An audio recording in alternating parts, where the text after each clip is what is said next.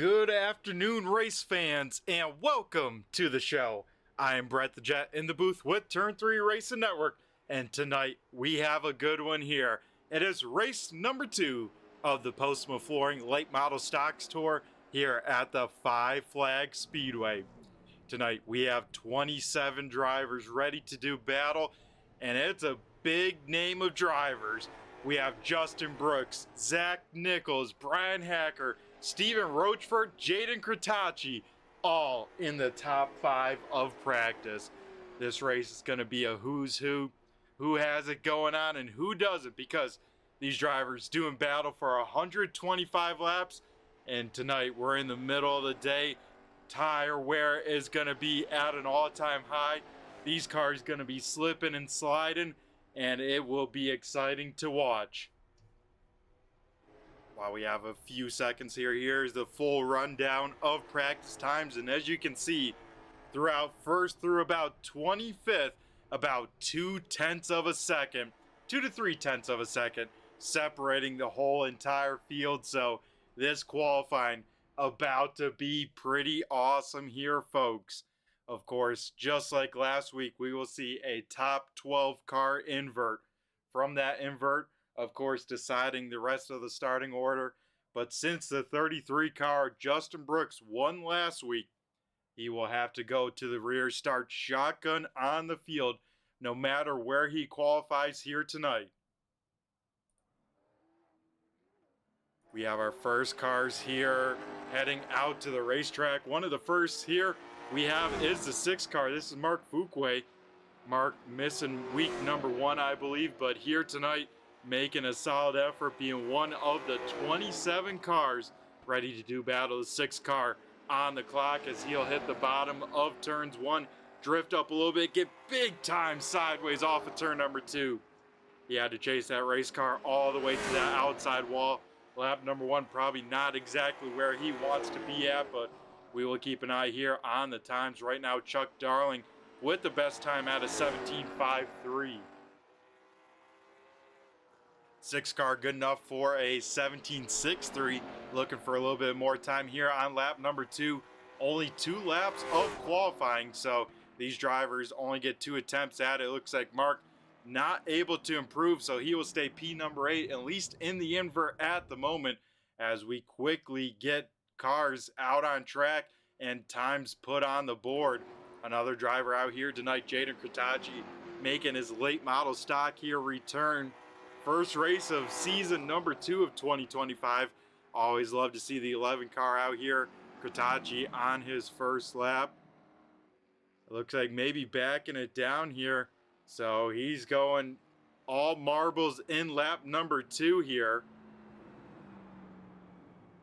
As maybe not, it looks like Kratachi slow on the racetrack, so not sure what the game plan is here. So we'll go to another driver ready to rock and roll, I believe. Zach Nichols, another driver here with some very, very quick times. He set the record with the most amount of poles, I believe, the last couple seasons in the street stocks. It looks like Nichols not quite rolling yet, so we will go to the guy that was quick time last week. It's the 33 machine of Justin Brooks. Brooks on his first time lap here.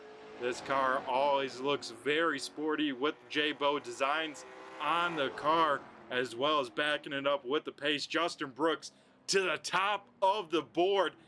First driver in the 4s, a 17.48 for Justin Brooks. That is a great, great lap time. Pete Dillon slots in P number 12 here, so Dillon will get into the invert here, as that will do it here tonight for qualifying. Only 3 minutes to get a time in, and Justin Brooks walking away with the pole award here tonight. He's going to start, in theory, 12th, but has to go all the way to the back. But impressive laps as well from the 88 of Chuck Darling, as well as the 21 of Greggy Long. Both those drivers qualified inside the top 3 here, as we get ready for the warm-up here, just to give drivers a last second to get on ready, hit the bathroom if they need, fill up those water bottles, because they know they got a long night ahead of them here 125 laps around the Five Flag Speedway. So one last time here, I gotta give the flowers to Justin Brooks, walking away with the quick time here tonight. Justin Brooks, one of the best short track racers here on iRacing, and backing it up here. He's won the last 3 events, of course winning race number 1. He's going to try and go for 4 in a row and 2 in a row to start season number 2.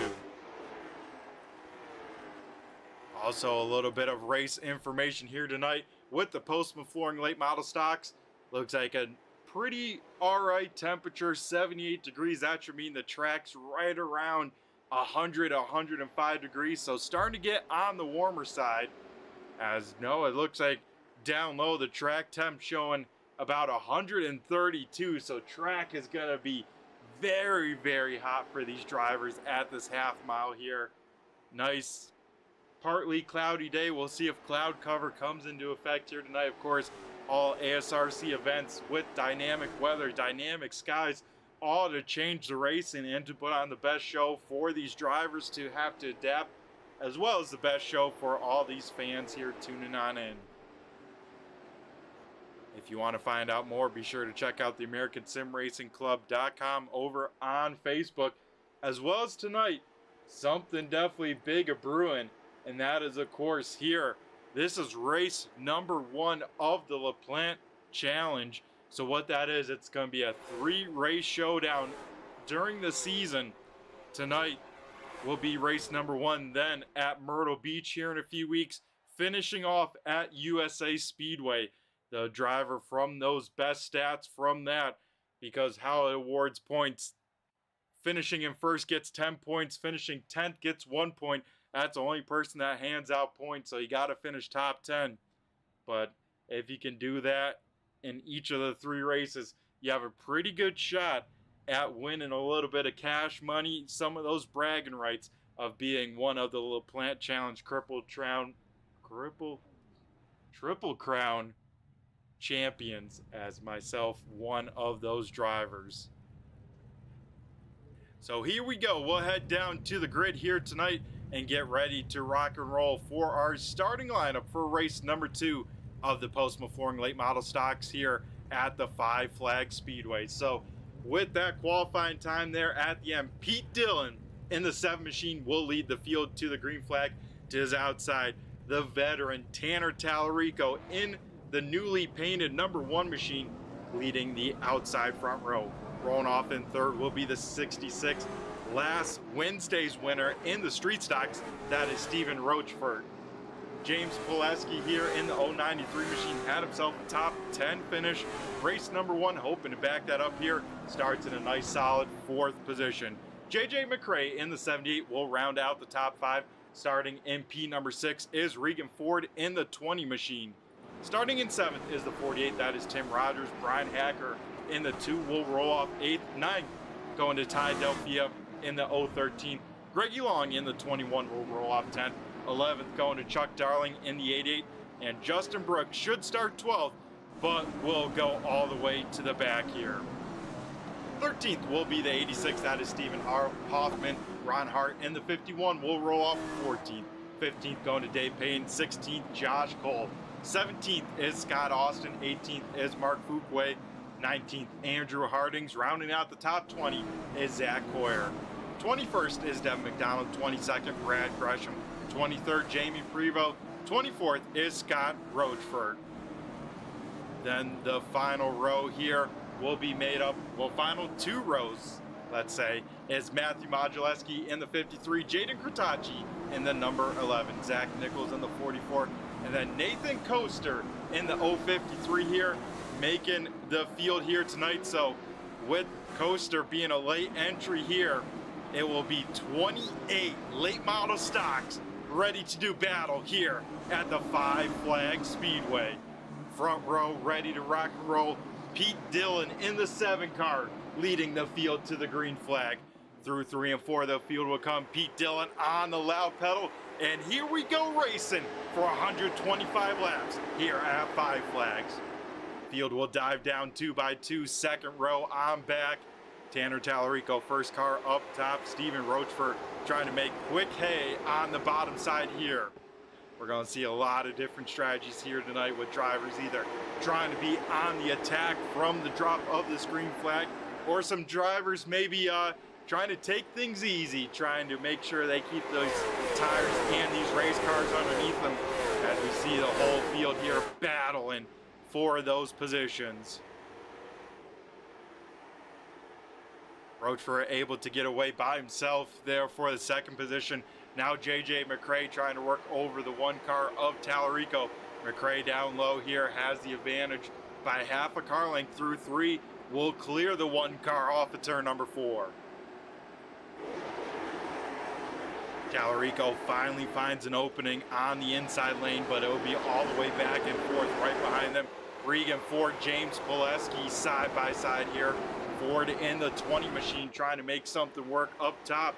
Pileski trying to keep the nose to the inside.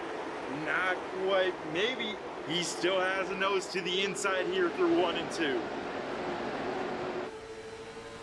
Great racing here as we jump on board with the 20 machine, looking on from that second lane, trying to make things work. You can see them working that wheel here. These cars a little bit sketchy, especially off turn number 4. Through turn 3, you know, you have a lot of banking. It's a pretty sweeping turn, but then off the 4, that banking goes away here in a hurry. And with that, these cars can unload, especially if you're into the throttle hard, and start to lose that right rear just a little bit underneath you. As it looks like Pileski here up into the top 5 does get around the 20 machine. Here comes runner-up finisher last week, the 2 machine of Brian Hacker. Hacker had himself a great run last week at Irwindale, trying to back it up here tonight. Started fairly deep here, but already up 2 positions from where he started in these first 8 laps.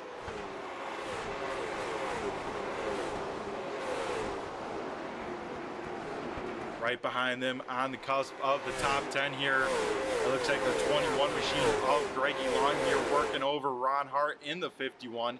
Those 2 side by side for P number 10 right behind them. Second quick qualifier here tonight, Chuck Darling just waiting, riding on around here. Out in front of Pete Dillon, about a 5 car length advantage over Steven Rochford, and then Rochford has some pressure behind him with McRae right there as well. As we ride on board with Long here to the inside of Ron Hart. Both these cars have been side by side for about a handful of laps now.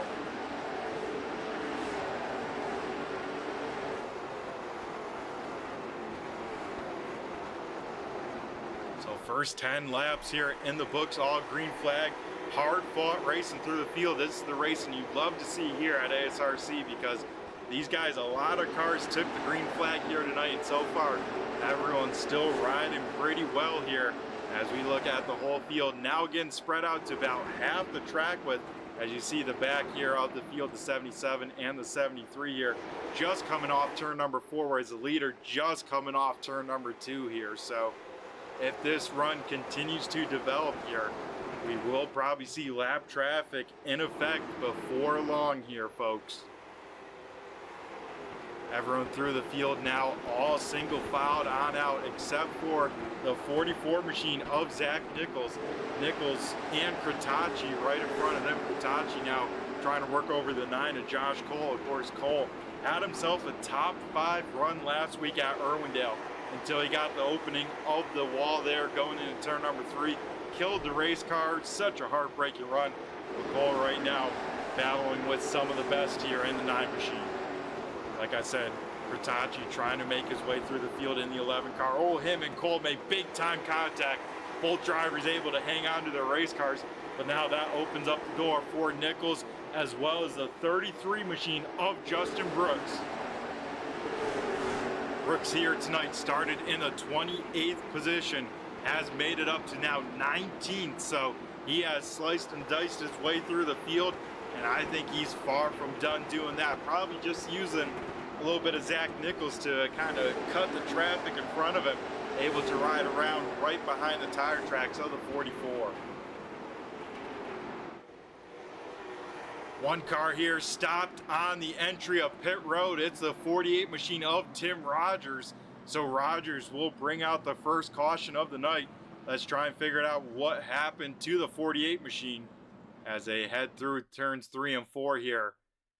Rogers was running in about the, I want to say the 8th position or so. As we take a look at the purple and black 48 machine, it looks like, oh, Rogers just getting some help from the 13 machine. I believe that is Ty Delphia, as I think Ty might be claiming that. Luckily, Rogers, he does get a piece of pit road entry there with the right rear of that car. Hopefully that car not too much damage, but a tough way to start the race for Rogers, as he qualified pretty well himself, but was inside the top 10 as well. Looks like the 13 VT or the 013 in the time and scoring. Delphia claiming that caution, so he will drop to the back with the 48 of Tim Rogers. Why don't we get a quick word here with Rogers, get the candid call from the 48 machine. Tim Rogers, you got a copy? It's Brett the Jet in the booth here.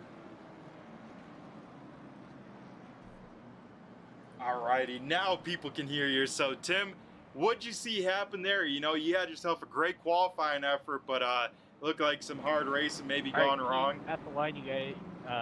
Yeah, I'm not sure. One moment I was in line, next moment I'm down pit road. So, what IRC says. but I'm used to it at this point. Yeah, tough break. So what does this change for the game plan here going forwards? And how does the car feel? Hopefully that car feels all right. You hit the pit wall with a little bit with the right rear. Yeah, I don't know. We'll see.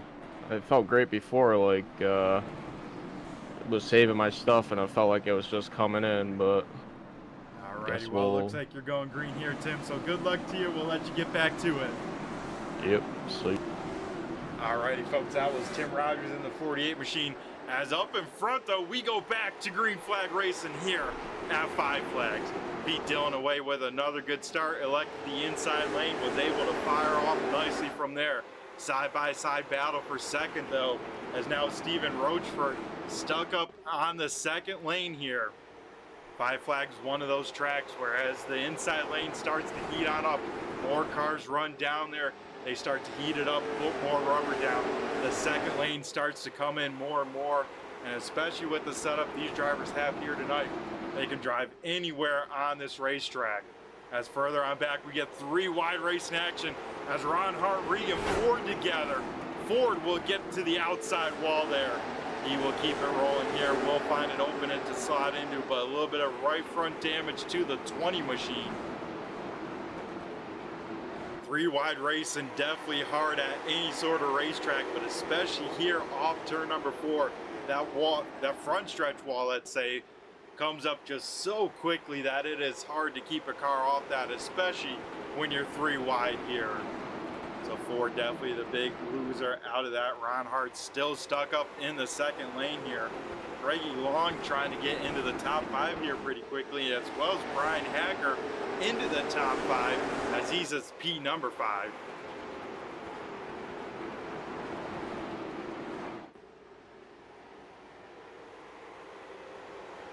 So 27 laps into this race here, 1 caution flag for a single car incident here. So all 28 drivers that have taken the green flag out here on the racetrack still. Tim Rogers still running decent pace with the cars around him. You can see the right, kind of the right side and maybe right rear bowed out just a little bit to the right on the 48 machine. So I'm sure that race car not driving exactly as it was before, but still able to keep some pace here as we see cars just battling all through the field here tonight. And as single filed out for the most part through the top 8. First side-by-side battle was the 88 and the 11 here. But now is Scott Austin in the 7 machine trying to get around the 1 of Tallarico. Tanner Tallarico, one of those good drivers that can kind of save his equipment, whether tires underneath that race car or the race car itself, hasn't had the luck on his side to the finishes that probably the one car has deserved. But here tonight, going to try and make that work. I think that's why we see him dropping here as we get our second caution of the night. Looks like the third team machine once again slow on the racetrack and a little bit more damage done to that car. So we'll take a look here on the turn 3 race and replay here and see what happens to the 13 down the backstretch here through 1 and 2, trying to work to the inside of the 86 of Stephen Hoffman. Hoffman, though, looks like it's big time sideways, tries to catch it, and then just inevitable contact between the 13 and the 86. Luckily, it looks like Tim Rogers able to skirt on through. Same with the 73 machine of Jamie Prevost, as both those cars will wash down to the inside of the track, but we can see a decent amount of damage to the left side of the 86 and then a little bit of the right side to the 13 machine. So both Hoffman and Delphia both down on pit road here. So second caution here coming out right about lap 30. Now under 100 laps to go here. Drivers do have one single set of tires on pit, so we'll see if anyone decides to use those here before the end of the race. But if I'm a gambling man and I'm towards the back, I think I gotta at least use at least right sides here and at some point try and gamble. I think we'll see that come more into effect to about the 50 lap mark to about the 75 lap mark. Will probably be where the pit window is at if drivers do decide to come on down pit road.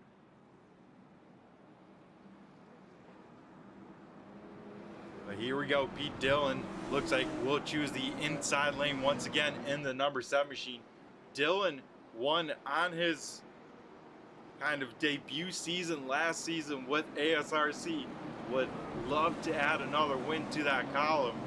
Can the very hot number 66 machine of Stephen Rochford get a win? He won last week on the Wednesday nights in the street stocks. Would love to get the job done here in the late model stocks. And right behind them, JJ McRae, James Pileski, as here we go back to green flag here. What a start by Pete Dillon. He's able to get clear. Now once again, Rochford gonna have to try and defend from the outside lane here. Can do it for a couple laps, but then that right front starts to get overworked, overheated, and you can start to fall back here in the field. So Dillon out away once again, about 5 car length advantage.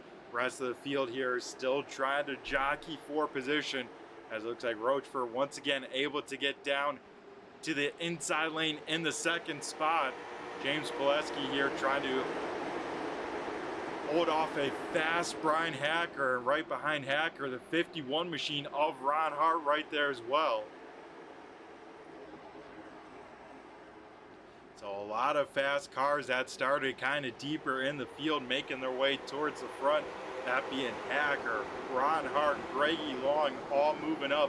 And then don't look too far right behind them, Jaden Kritachi, Zach Nichols, and Justin Brooks all in a line on the inside lane. And they're trying to go as, oh, big trouble for the 2 machine of Brian Hacker. You hate to see a Hacker running inside the top 5 here, as I think we have a couple more cars around. Yeah, you see Devin McDonald here rolling. Dave Payton stopped on the track as well. Maybe Zach Coyer getting a piece of it as well. But this initial caution coming from the 2 machine of Brian Hacker. Let's see what happened.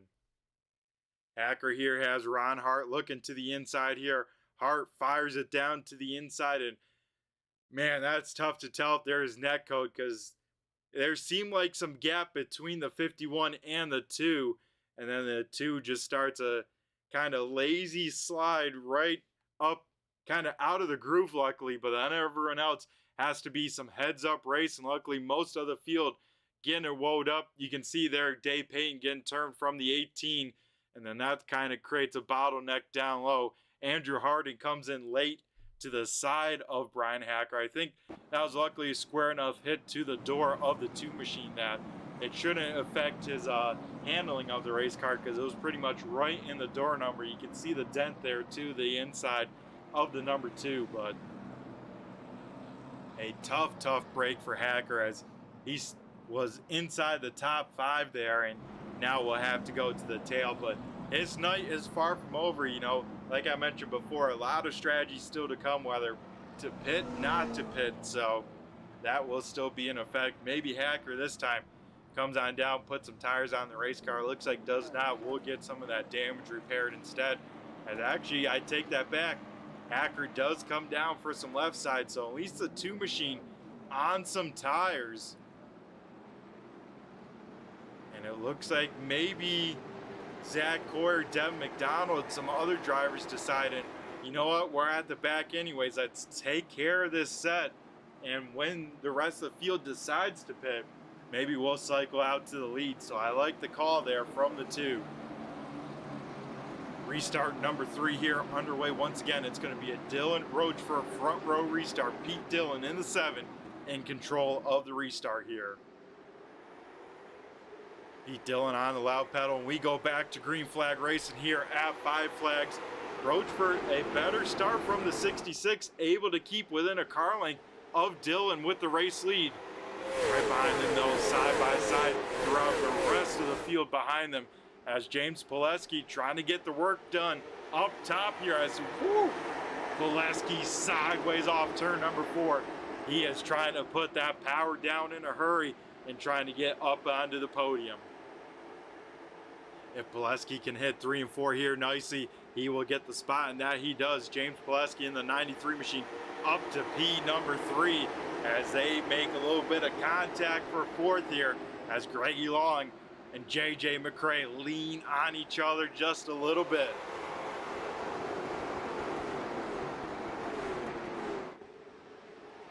Top 3 single filed out. This is the first side-by-side battle on the speedway here. Right behind them, Ron Hart sits in the wings. Now Tanner Tallarico will look to the inside of the 51 machine.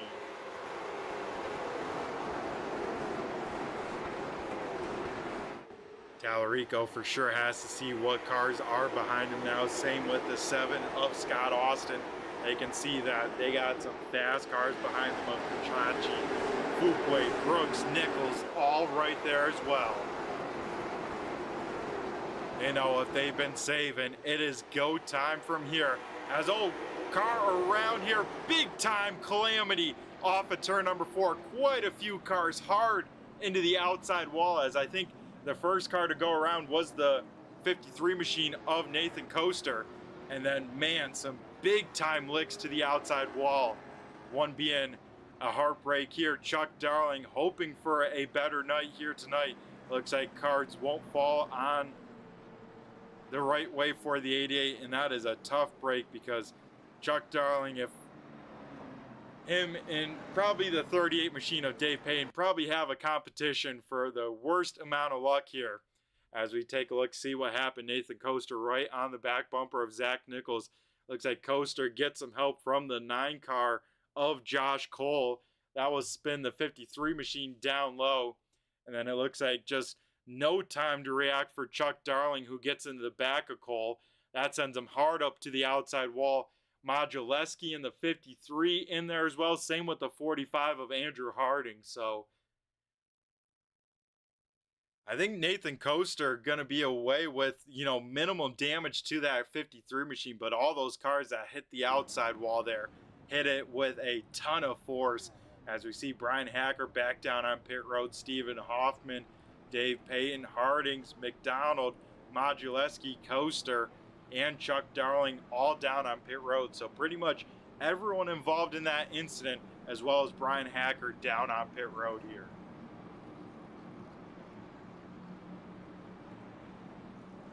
And so an incident just outside of the top 10 there, claiming quite a few cars. I think definitely with that one, we'll see our first retirements of the night here as we continue to click off laps here and close on in.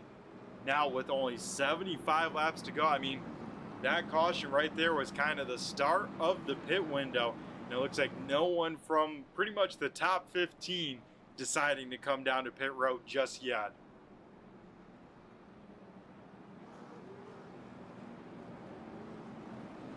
So here we go, 4th restart of the night. The lights will go out on the iRacing pace car Pete Dillon once again going to choose the inside lane in the 7 machine.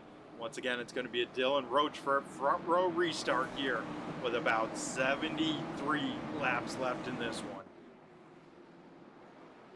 Looks like with that, maybe about 20 or so cars left on the lead lap, maybe 22 if I had to be exact. But here we go, restart number 4. Pete Dillon away, and man, second row there, kind of sleeping, left a ton of room for the 66 and the 7. I tell you what, Steven Roachford won't complain. He'll be able to get down to the bottom lane here very quickly once again. But Roachford has to be quick with his moves because he has 2 very fast race cars right behind him. Greggy Long, James Pileski go door to door here. Looks like Long will slot in behind the 93 machine. Now that puts Ron Hart and JJ McCray first cars 2x2 out here. Oh man, Scott Austin had a bit of a moment there into turn number 3. Had to chase the race car up the racetrack. Looks like we'll lose about 2 spots because of it, but able to keep that race car underneath him. That's probably the biggest worry there.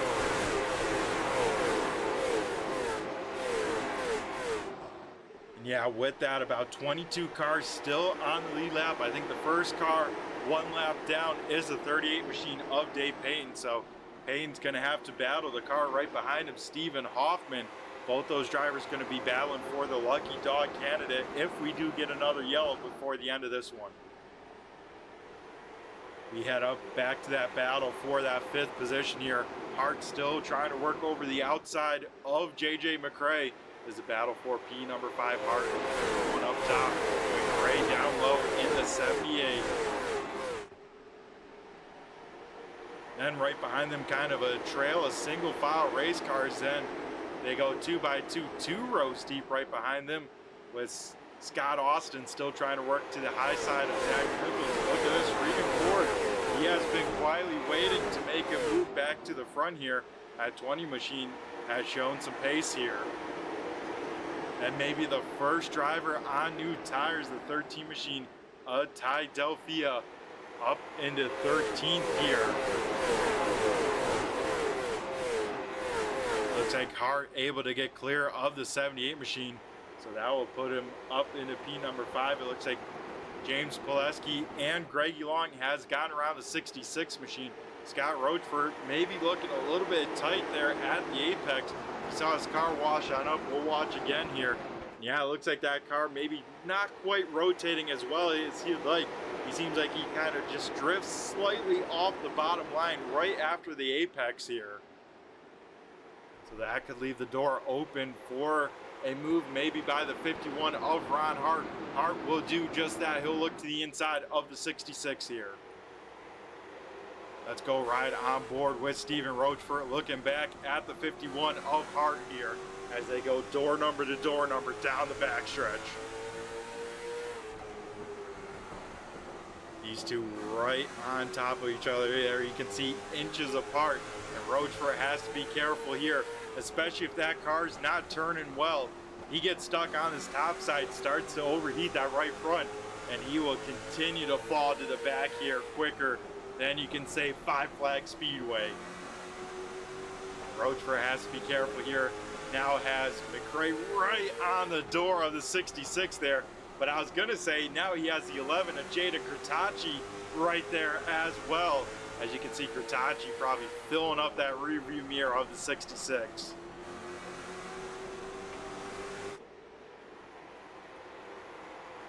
As you can see, quite a bit of tire fall off. Looking at the times here from what they're running from their best lap to now. Folks, we have made it past the cross flags. Less than halfway to go in tonight's race. Top 4 single filed out here trying to run down Pete Dillon. Further on back, it's gridlock from the 78 and the 66 here, kind of holding up some of the fastest cars on track right behind them.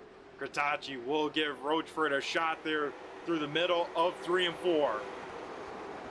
Justin Brooks here forcing the issue. He says it's go time. He goes to the inside of JJ McCray. Now Jada Kurtachi gonna try and do the same 3 wide through turns 3 and 4.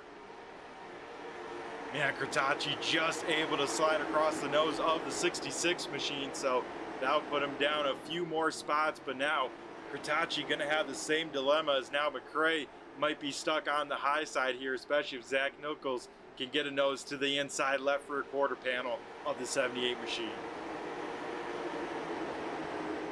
Man, I tell you what, folks, we had some heavy hitters in tonight's race, and this race still shaping up to be a race of who's who at ASRC, especially in these late model stocks. Pete Dillon out in front leading the way, but has heavy pressure now from the 93 machine of James Pileski. Pileski right on the back bumper of our race leader here. We ride on board with Pete Dillon, our race leader, and you can see their best time 17.68, now running 18.2, so over half a second of fall off here. So if we do get a caution, we'll probably see some takers down on pit road as the move for the race lead. Contact there. They start to lean on each other for the race lead. Dillon and, oh man, Dillon still into the wall here. Dillon and Greggy Long make contact there. Long slow on the racetrack. Looks like does get it back rocking and rolling here. And yeah, it looked like Pileski and Pete Dillon made contact there. And then Dillon, maybe trying to save the race car, got into the side of Greggy Long.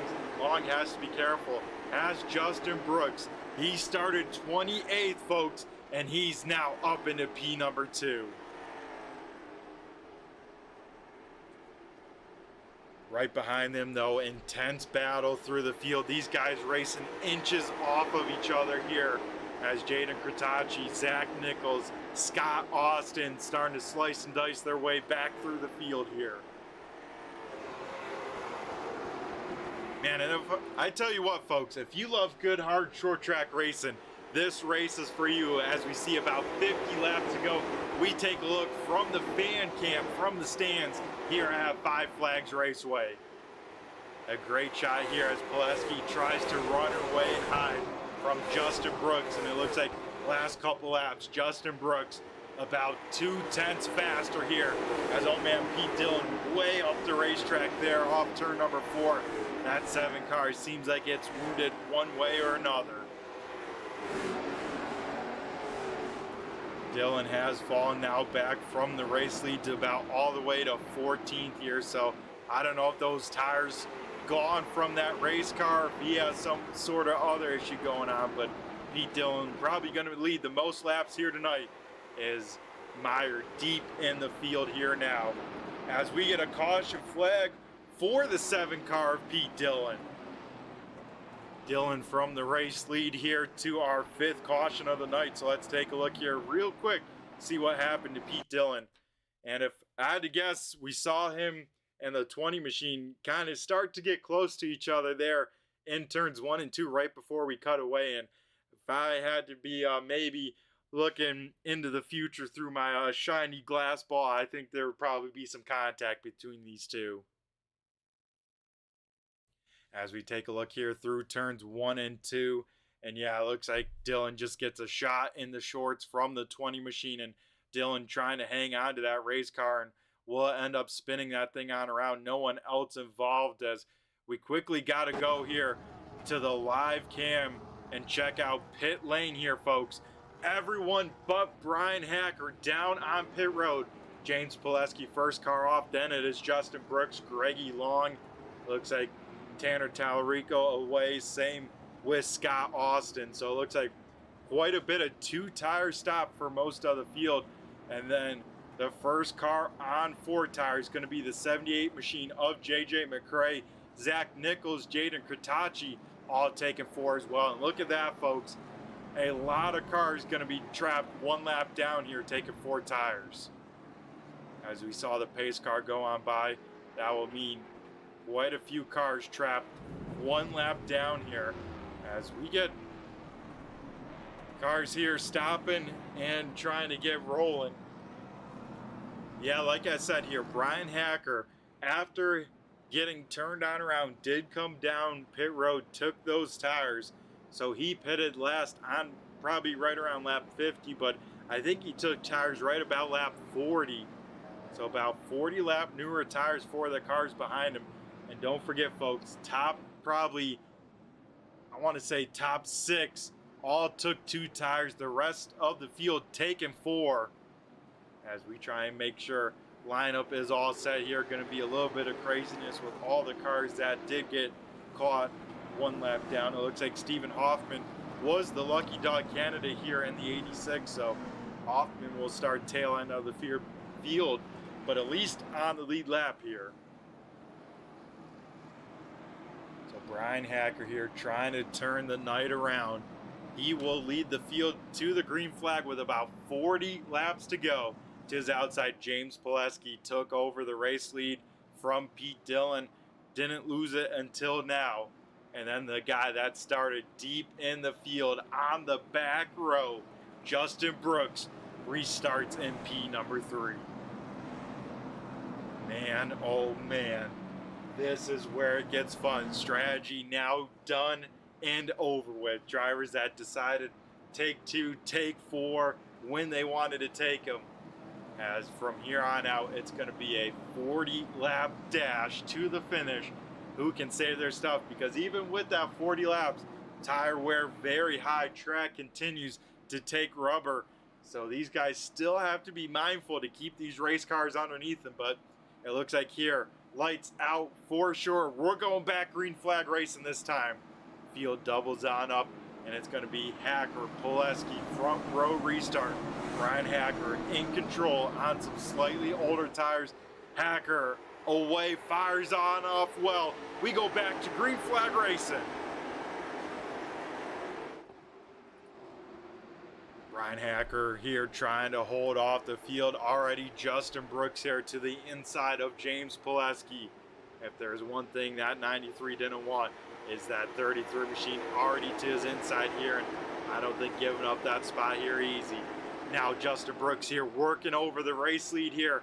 Brian Hacker slots into the outside lane. Now here comes Greggy Long in the 21. James Pileski still stuck up top. Off of turn number 4, it's going to be a new race leader, and Justin Brooks from 28th to first place here in 85 laps. He will lead lap 85 here. Greggy Long has slotted into second. Heartbreaking race number 1 for Long, taking out lap number 1 there. Didn't quite get to show what the 21 has for speed tonight, doing just that. Sitting in the catbird seat in P number 2. James Pileski here, top 5 finish, race number 1. He finds himself up into the podium spots here at the moment. As I hear one car sideways, Tim Rogers here looks like slow on the track, and the 13 machine once again facing the wrong way on the speedway. So 6th caution flag coming on out here, and we'll try and see what happened to the 13 machine as Delphia and looks like Pete Dillon here side by side into turn number 3, and once again 2 cars going for the same real estate into turn number 3, and just some contact in the left rear from the 7 to the 13 just sends that car on around. And then yeah, it looks like Tim Rogers trying to avoid, trying to guess where the 13 is going. Makes some pretty significant contact. Then it's a heads up the 36 of Brad Gresham, the 20 of Regan Ford. Andrew Harding's just squeaking on by. And then it looks like the 77 of Scott Roachford able to just squeak on by. Same with a lot of cars towards the back. That could have been a lot worse here, folks. Up in front, though, Justin Brooks here has taken over the point. Looks like the 53 machine of Nathan Coaster will be the lucky dog candidate this time. So that will move, once again, about 16 cars onto the lead lap here with about 35 laps to go.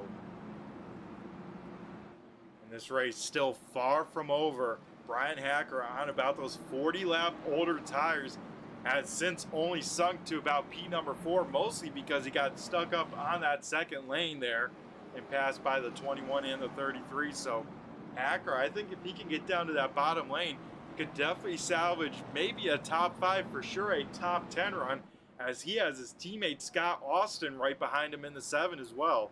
So I'm sure those 2 drivers are going to work together, try and make sure they can protect themselves as good as possible. Then, though, right behind them, first car on 4 tires will be the one car of Tanner Tallarico. He will restart 6th, and then Zach Nichols in 7th. Also, the furthest car forward on the inside lane with 4 fresh tires. Here we go, folks. Going to be a front row start from Justin Brooks, Greggy Long. Brooks going to elect the outside lane. First time we see that here tonight. As Brooks away with a great start. Greggy Long there a little bit slow. He's going to get put 3 wide into turn number 1. James Pileski here trying to get back up into the podium spot. They will lean on each other. Long gets into the wall down the backstretch. Oh man, those two not going to be happy with each other. Probably mostly the 21 machine of Long. Probably not going to be the happiest there with that move, as we had a caution right from the rip there down the backstretch. It looks like the 45 machine of Andrew Harding slow on the racetrack. So we take a look here. Tim Rogers very slow in that middle lane in that 48 machine. Looks like Andrew Harding's maybe checking on up just a little bit for the 48. Looks like the 20 of Regan Ford just gets in the back of the 45, not being able to see what's going on in front of them, and that sends the 45 machine right around on the restart.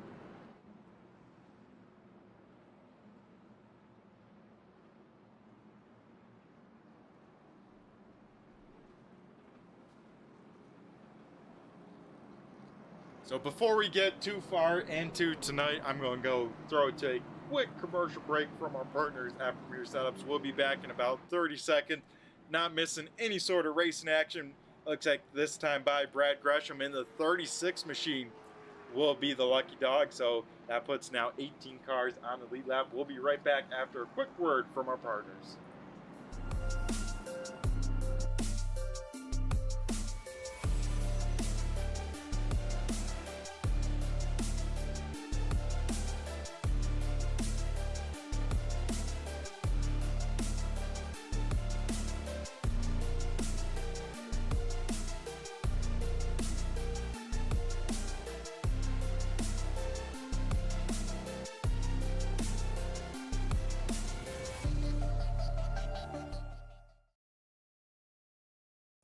Alrighty, folks, we come back here live from the Five Flag Speedway with about 30 laps to go, and this time Justin Brooks, he said he was keeping them on their toes at Irwindale, choosing the different lines, doing the same thing here tonight.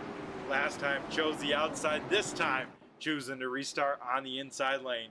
It's now going to be a Brooks Pileski front row restart, and the 33 J-Bo Designs machine in control of restart number 7.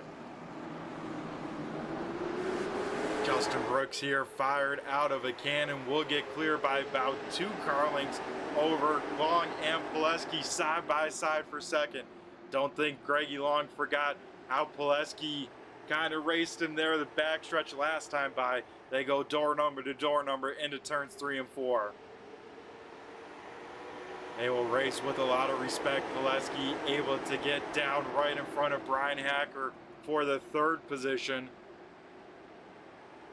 So top 3 going to be single filed out here for a moment. First car side by side. Zach Nichols here on the 4 fresh tires, trying to get around Scott Austin in the 7th the hard way around the top side here. And if there's any time the top side starts to work here, folks, it would be this late in the race. About 25 laps left in this one. These guys using everything these cars have to give. Last time by Justin Brooks here, best lap of anyone. He is out in clean air, and he is trying to check on out.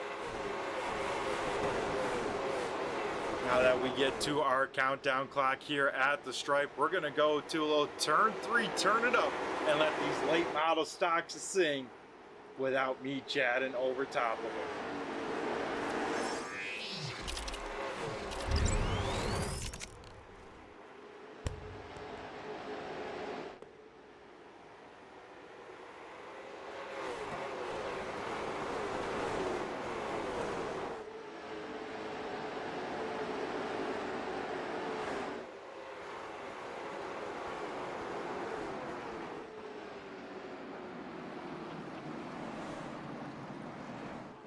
As it looks like we get the field slowed on down. Cameras kind of caught it. It looked like the 13 machine slow on the racetrack.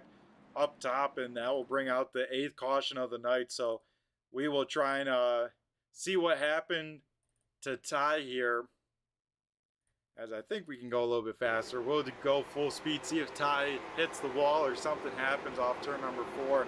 Yeah, he gets a good piece of the wall, and maybe that car, yeah, that car definitely not driving how he'd like. Puts it hard against the wall, brings it to a stop, and does bring out the 8th caution of the night.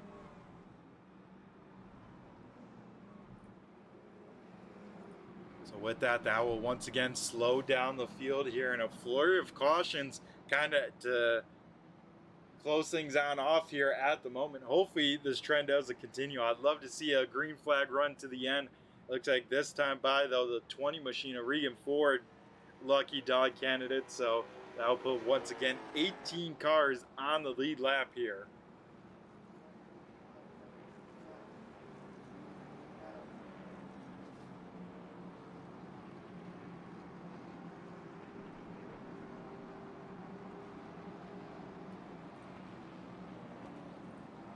Some big movers up through the field here so far tonight. Zach Nichols had to start in the back, didn't get a qualifying run. He is up 20 positions. He started 27th here tonight. He currently sits in the 7th spot. Then another big mover is the 11 car, Jaden Kratachi, currently sits in 10th. He started 26th, so he is up 16 spots. And another big mover, Nathan Coaster, started shotgun on the field besides Justin Brooks. He is up 16 spots as well in the 53 and involved in an incident. So here we go once again. Restart number 8 coming at you here from 5 flags. The field doubles them on up and lights go out around the speedway, so we're going green this time. It'll be a 19 lap shootout. Looks like Justin Brooks elected the inside lane, so that puts along outside of the front row. Here we go. Justin Brooks fires off nicely, and it looks like Pileski and Long going to be side by side for P number 2. Brian Hacker there got maybe a little bit of shot for sure, got loose going into turn number 1. One car sideways in the back. That's a 45 machine, Andrew Hardings. We stay green though with now 18 laps to go. Justin Brooks out front by himself. A great battle for second, though, between Long and Pileski. Then right behind them, teammates side by side of Scott Austin, who was up into 4th, Brian Hacker in 5th. But that 5th place under fire from now Zach Nichols in the 44. Nichols has been quietly and consistently slicing his way through the field.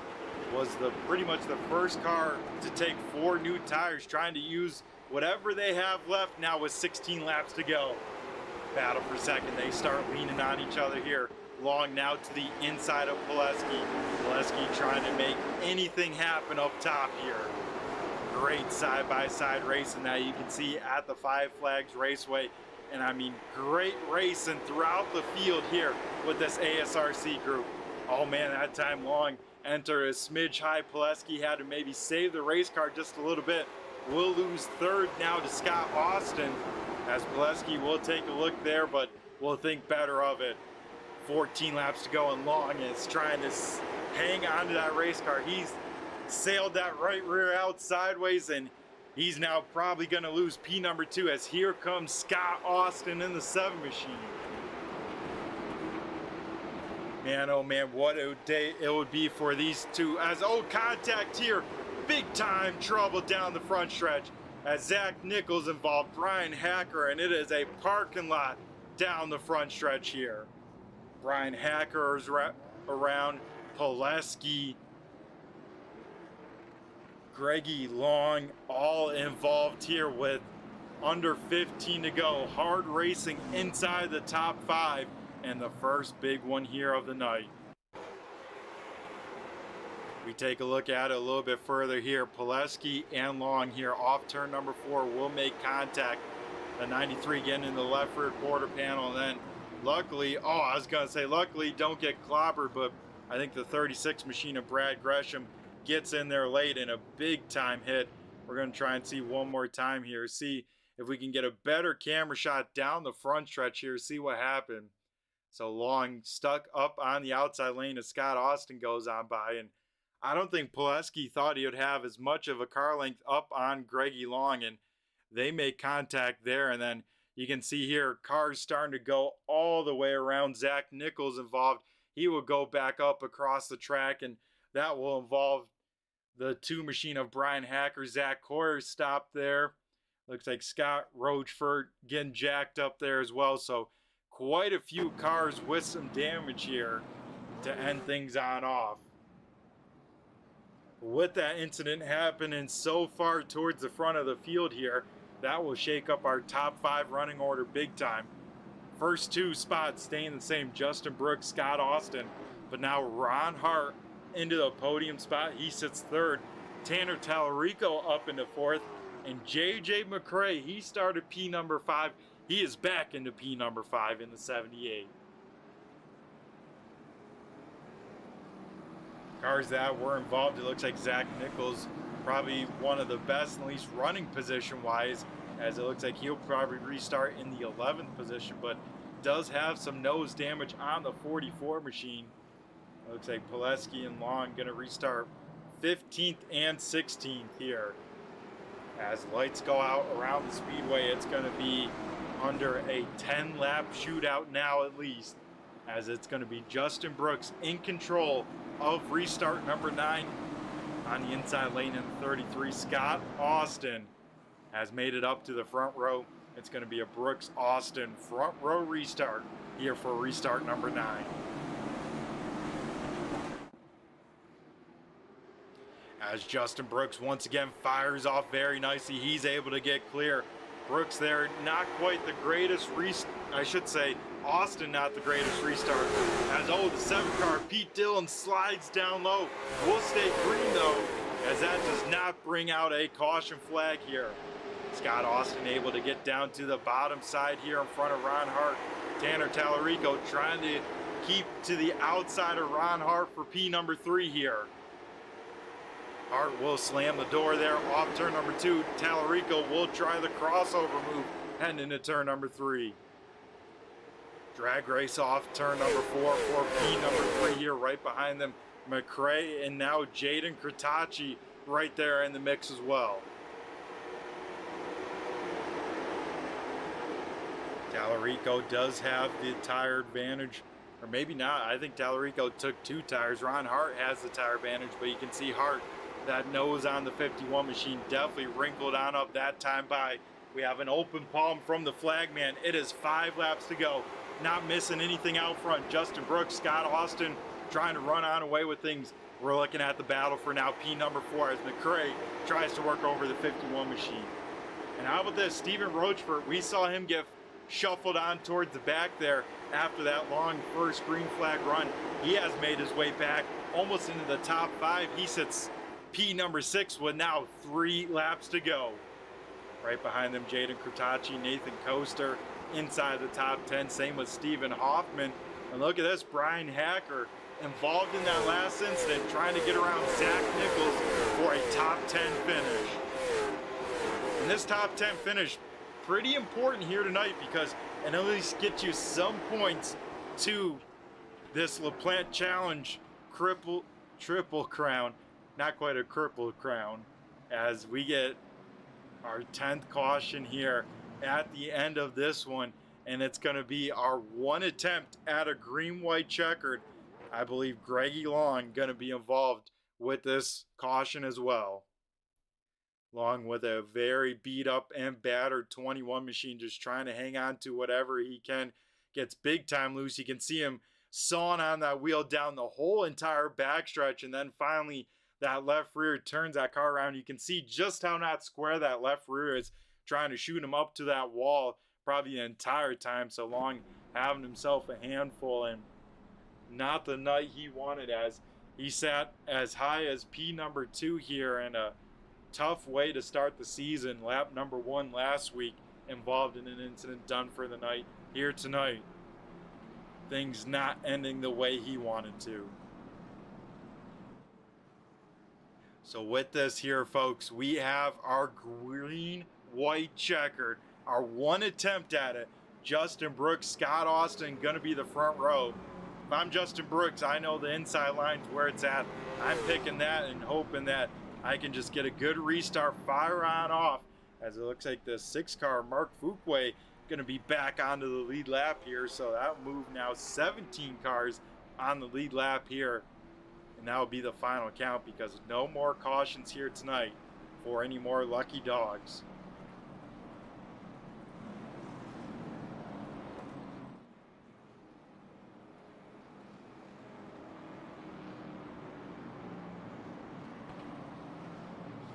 Tough breaks in tonight's race. Josh Cole here will finish 28. Chuck Darling, as well as Devin McDonald, Matthew Modulewski, Dave Payne, Ty Delphia, all involved in early incidents. Tough breaks for all of those race cars here. As here we go, Justin Brooks, final choose of the night, will in fact choose that inside lane here, folks. So that'll move Scott Austin to the outside of the final restart of the night. And remember, folks, with a green-white checkered here on iRacing, if we get the white flag, we are racing back to the checker. But if we get a caution anytime before we see the white flag, race will end under caution and things will be final from there. So these guys hoping to get to the checkered as Justin Brooks fires on off for the final time with another great restart. Justin Brooks is gone and away. Now it is Tanner Tallarico, Scott Austin duking it out for second here. This is for second as well as up on the podium. Both those cars in that spot at the moment. But off of turn number 4, we see the white flag. One more lap to go. Austin, Tallarico make contact down the front stretch. Right behind them, though, side by side through the field. They will drag race down the backstretch for the final time. And off of turn number 4, Justin Brooks will make it 4 in a row. Tanner Tallarico second. And some great finishes right across the line. All these cars right on top of each other. Man, great stuff here. We'll take a look one more time. I think I just want to go static cam off at turn number 4 and just watch just how close all these cars are. As right behind the battle for second here, this is the battle for third on back. And you can just see all these cars trying to put that power down. Scott Austin in the 7 machine sideways and everyone else just trying to race towards that line and get that one more position here. But awesome stuff as we come back live here. Justin Brooks burning it down on the front stretch of the 5 Flag Speedway. He goes now 2 in a row to kick off season number 2. And he now is 4 wins in a row. Started in the back last week. Not because of the shotgun, but because he missed time qualifying, didn't give himself enough time here tonight. Has to start in the back, was the quick time. And man, gets the job done here to pick up the win. Awesome job by the 33 machine. And don't go anywhere, folks. Right after this, we'll be talking to our top 3 finishers. That being Scott Austin, Tanner Tallarico, and of course, Justin Brooks. As Brooks will park it down in the Jags victory lane. We'll be right back after a quick commercial break, folks. Don't go anywhere. We'll be right back.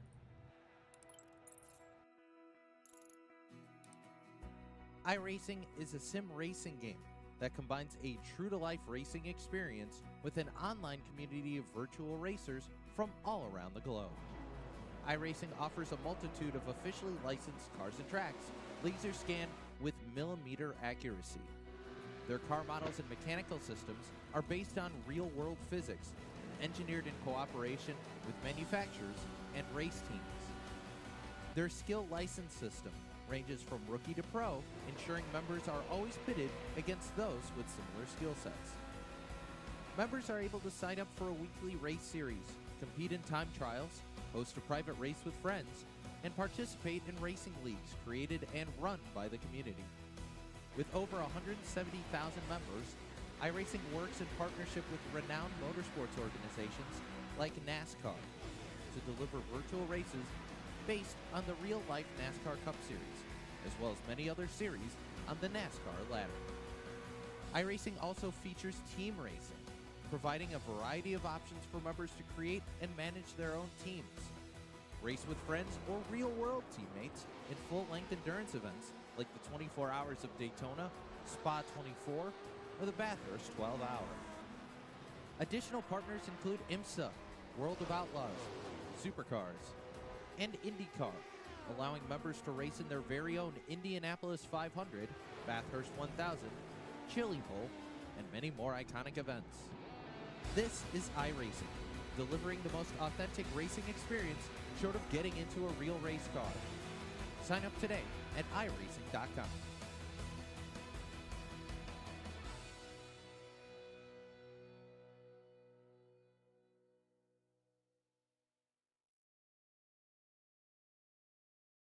Alrighty, folks, we come back here live to the Five Flag Speedway, and first we'll be chatting with our third place finisher, that being the 7 car of Scott Austin.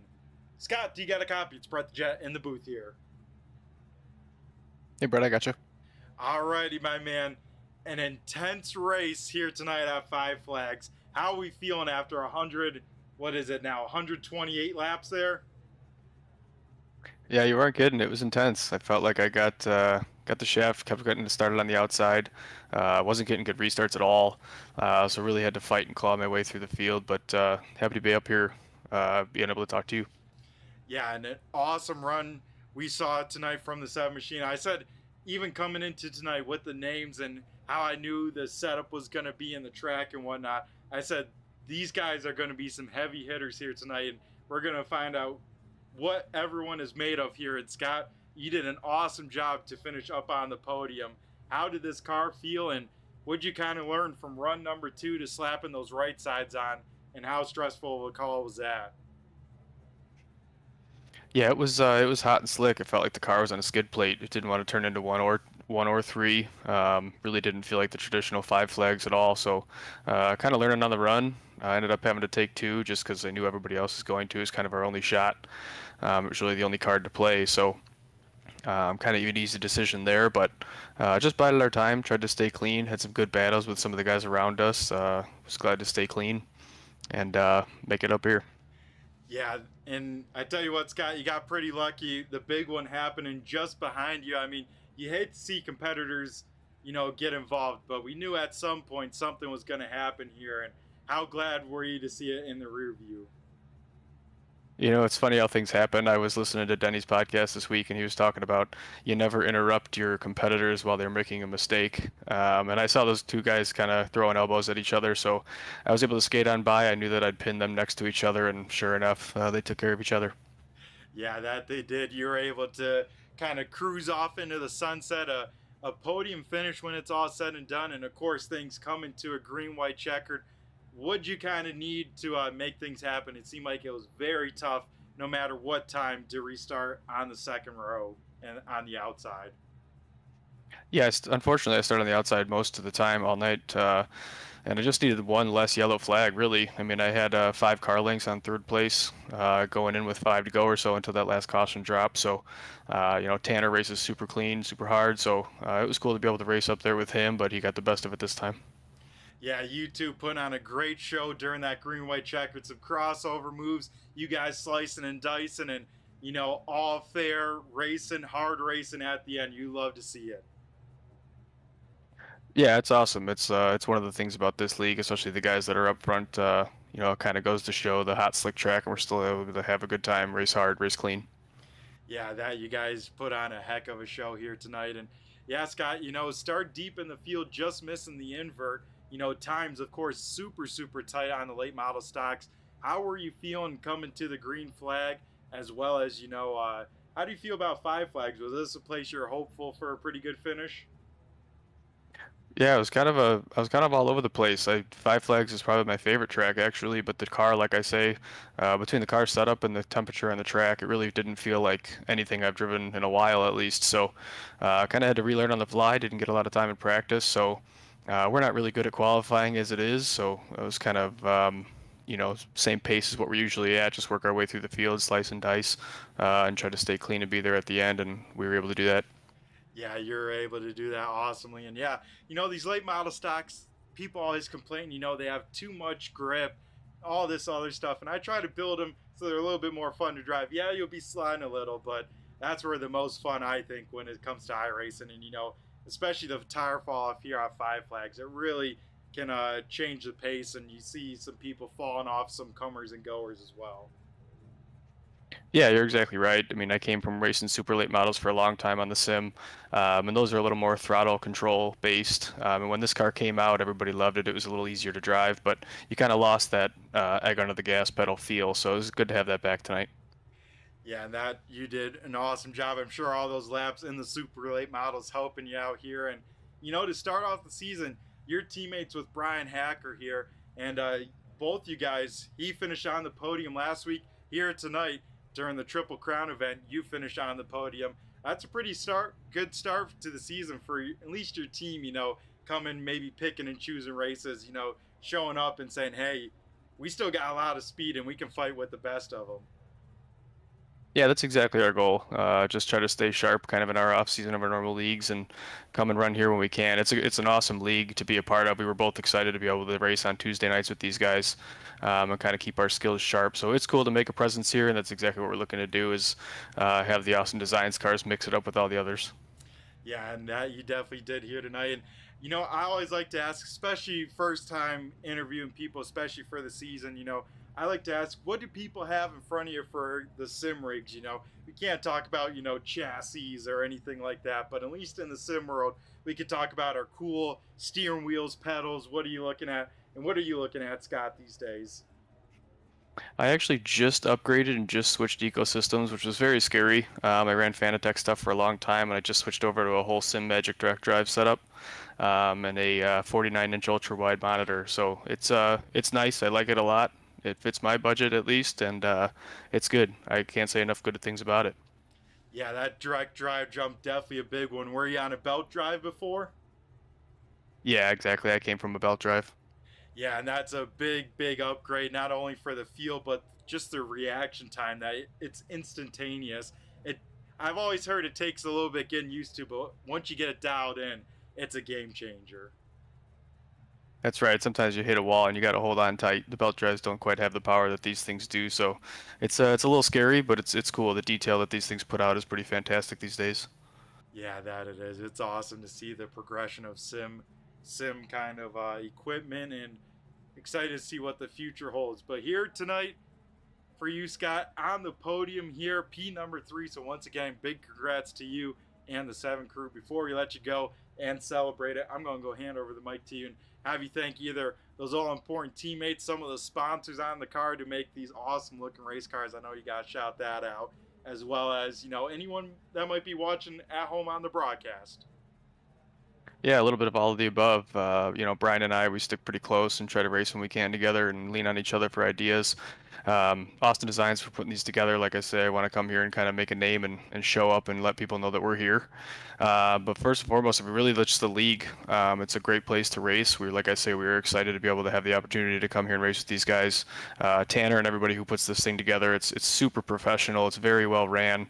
Quite a good field of cars every week. So that's good to see. Turn 3 for broadcasting. I'm in a couple of leagues that you guys take care of, and it's always awesome to go back and watch. You guys do a great job. So thanks to everybody that makes all this happen. Alrighty, and thank you, Scott, for coming out here racing with these guys and putting on the show here tonight. So you, my man, have yourself a great rest tonight and go celebrate this P number 3 here. Thanks, you too, Brad. Thanks for the time. Alrighty, you're very welcome. That is our 3rd place finisher in the number 7. That is Scott Austin.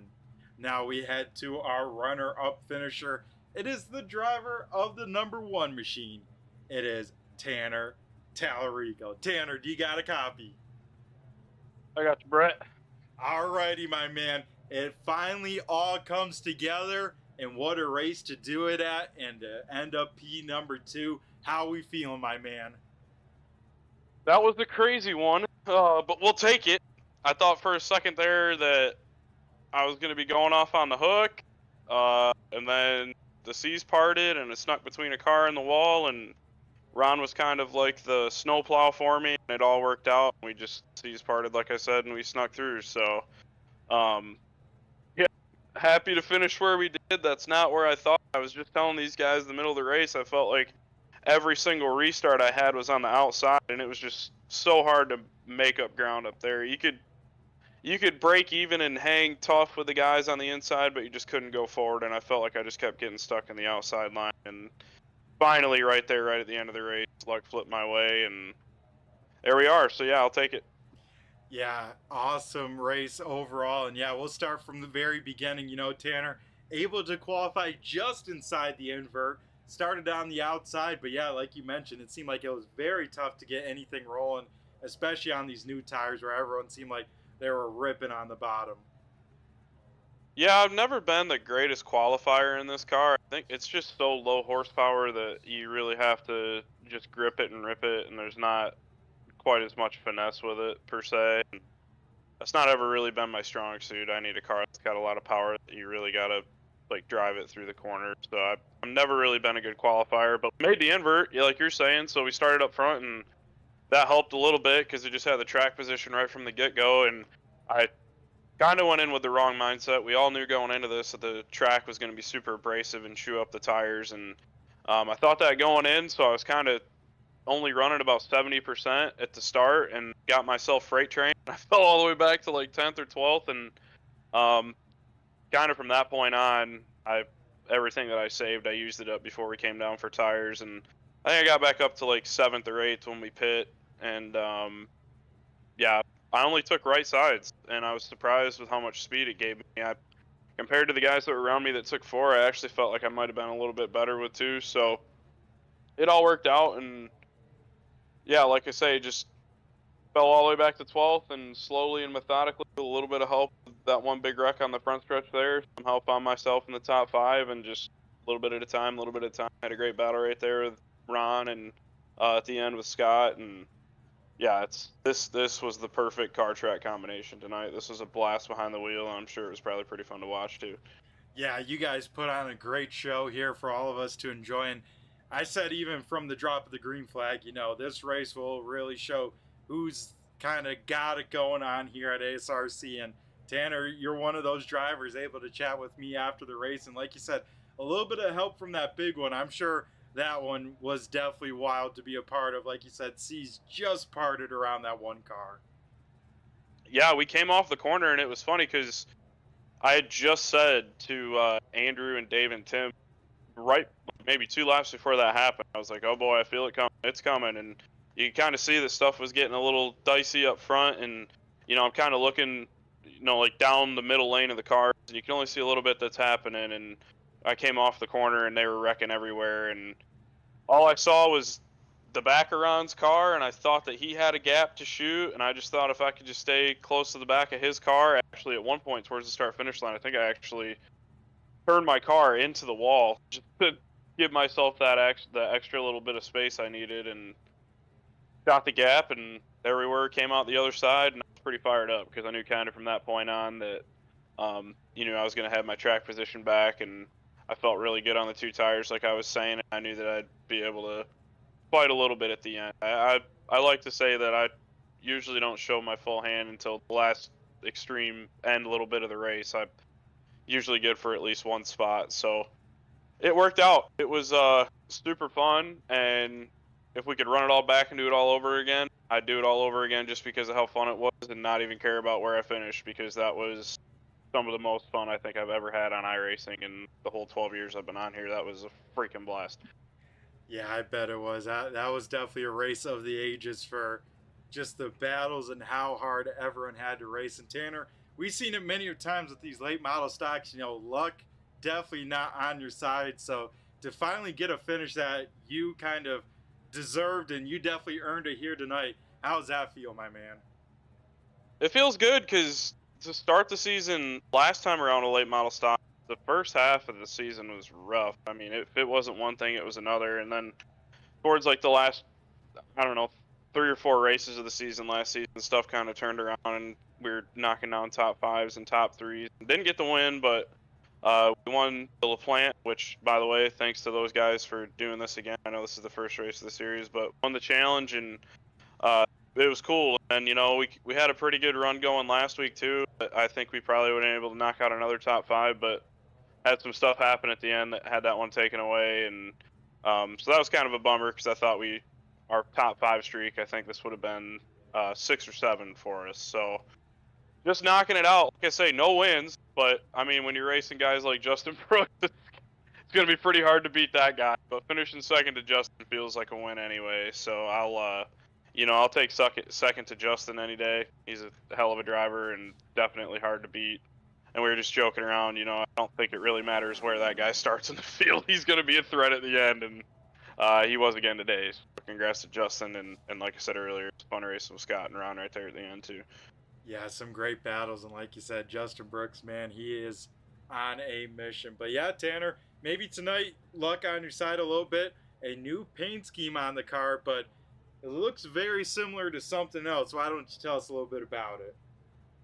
Yeah, it's pretty close to the real life car I'm racing this year. It's as close as you can get to being a replica. Obviously, it's a different car and different class as my real life street stock that we're running, and it's always fun when you can kind of take the real world counterpart and transfer it over into the sim world. And from the driver's seat and stuff, the cockpit and everything's obviously a completely different layout. The roll bars and everything, from my point of view, is completely different. But just being able to see, like the yellow and the red and the black on the hood, just kind of, when you're locked in and you're really focused and you're racing the pack and stuff, you're not really paying attention to your gauges and the steering wheel and all the extracurriculars. But you do see that little bit of color in the cockpit, and for what it's worth, it just gives you that little bit of extra kind of realism feeling that that makes you feel like you're really doing it, from the real car or the real seat, because you're kind of seeing all the same peripherals. So, yep, it turned out good. Obviously a different body and stuff, but it's like I said, it's about as close as you can get to what the real world car looks like. Yeah, and it definitely looks sweet here on the sim. And Tanner, with that real world racing, where can we maybe find you or keep up to date with what you're doing up at Owasso Speedway this season? Yep. So probably the easiest way would just be on Facebook and social media. I try to do a lot of updates and stuff, especially during the season. Get kind of quiet in the off season because we all need a little bit of time off. But during the season, it's probably the easiest way to keep up with me, and then obviously to keep up with Owasso and just local short track racing in general. But Owasso specifically, their social team does a great job, putting out daily content. Rex Wheeler, that is the new owner. I'm sure everybody's heard everything that's going into that place over the last couple years, and then well into the future as well. That's going to be probably one of the premier short tracks in the entire country. And to be quite honest, I wouldn't be surprised to see that thing, be carried over here to iRacing, and maybe one day we can be racing these things on the virtual counterpart of Owasso with the virtual counterpart of this paint scheme, and kind of bring everything full circle. So yeah, we're looking forward to it. We're going to try to run as many of the street stock races up there at Owasso this year. My family's got some pretty deep ties there from way back in the day with my dad racing and whatnot. So it's kind of a cool throwback season for us. We're looking forward to it, and had our first race last weekend and had some misfortune that we had to deal with, but we'll move on and go ahead and try to have a good rest of the season throughout the summer and this fall.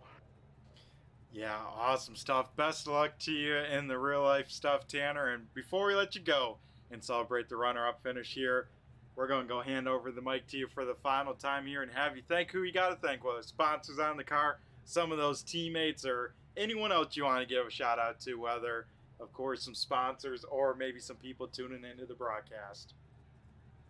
Yeah, just one more time, just want to say congrats to Justin. To do what he's doing in this series is that speaks a lot. To be able to come from the back to the front, basically 2 weeks in a row, is quite the accomplishment. So congrats to Justin on the win, and then as I said earlier, Scott for the podium, and then racing good with Ron there at the end as well. And as far as the car goes, we got Elif Brothers Roofing on the hood. They're my family and also my employer, so got to make sure I shout them out.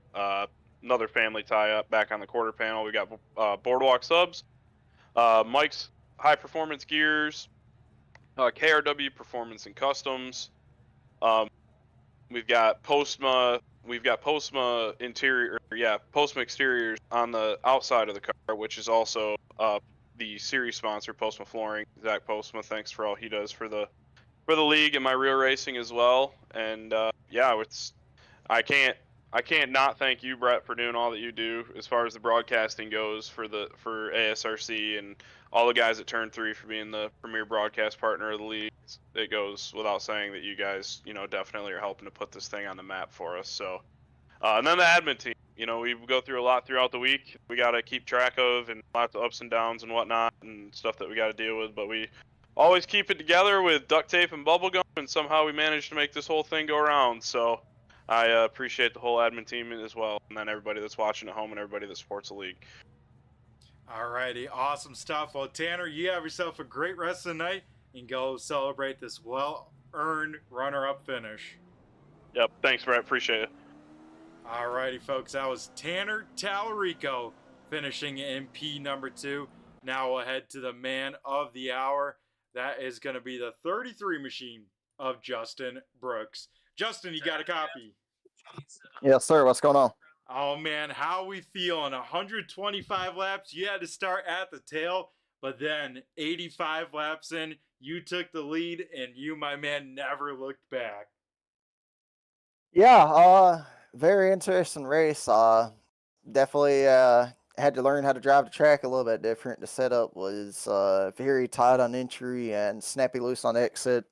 So had to learn how to drive the track, like I said, and readjust my throttle and brake and all. And it was fun for the most part. I mean, you had to have throttle control. I felt like I was driving the Super or something like you would back in the day on iRacing, and it was a blast. Just tried to be smart and save my tires coming through the field, but also put enough pace in to where I can pass people at the same time. And slowly but surely, I would get myself about 3-4 spots, have a caution, 3-4 spots, have a caution, repeat. And when I got to 7th, I knew I had a pretty good shot of going to the front because I felt like I still managed my tires really, really good. And hated to see that yellow there around the time we pitted, because I felt like I was digging. I went back and looked at it. I was over a 10th lap faster than anybody on the track, and I was running down James for the lead, and thought I had 2 or 3 more laps. I would have passed him and took off, but pitted, took 2 tires, and tried to make the best of that restart, getting around Brian Hacker there. And then it was just all about setting the pace. Every restart, I was just trying to get out front a little bit, then back it down a little bit and save a little bit of right front tire and right rear, just a case of a late race restart or anything like that, which we had several of them. And so I went fire off as tight, and ended up being a really good move, I think. Yeah, that it did, Justin. You played this race perfectly, I think, especially starting in the back, 28 cars.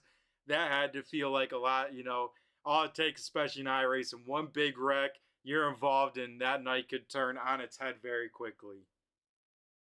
Oh, yeah, man. It was, like I said, it was a hell of a race. It was a lot of fun for sure. Yeah, and like you mentioned, I got to bring up the point, you having to be kind of conscious with the throttle, especially the late model stocks nowadays. You don't really hear that. So to hear you guys talk about that and, have to really drive these race cars, I think, especially as a fan, is awesome to hear, because not only did you guys have to battle that, but also this intense close racing that we saw through the entire field here tonight. Yeah, for sure. Usually with the late model stock, for the most part, unless you change the setup up, at least the fixed setups. The fixed ups are naturally tight, and I hate a tight car, but I mean, I'll still race it, but they're usually pretty darn tight. And with this one, the track temp was hot, and it was lacking rear grip as it was, so it definitely made you have to step your game up to make speed in it. And I've always preferred a looser car than tight, and even though it's super tight on entry, the rest of the corner, I could work my magic, I guess you could say, on finding speed and keeping the car straight off the corner, and also conserving tire. And it definitely, like I said, brought back.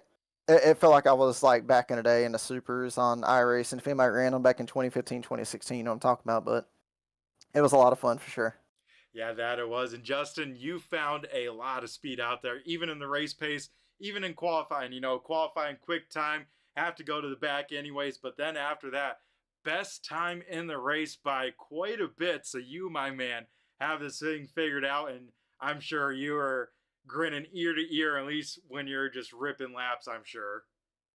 Oh yeah, for sure. Like especially during the restart, there was one restart I decided to go all out, and I forgot the time I ran, but it was like a 53 or something. And I saw that, and I backed it down a little bit, and I was like, well, that's a pretty good lap. I felt like it was pretty good for the tires I had on it and everything. And so I mean, yeah, it's a lot of fun to be able to turn the wick up some laps and all that, and see what you really got.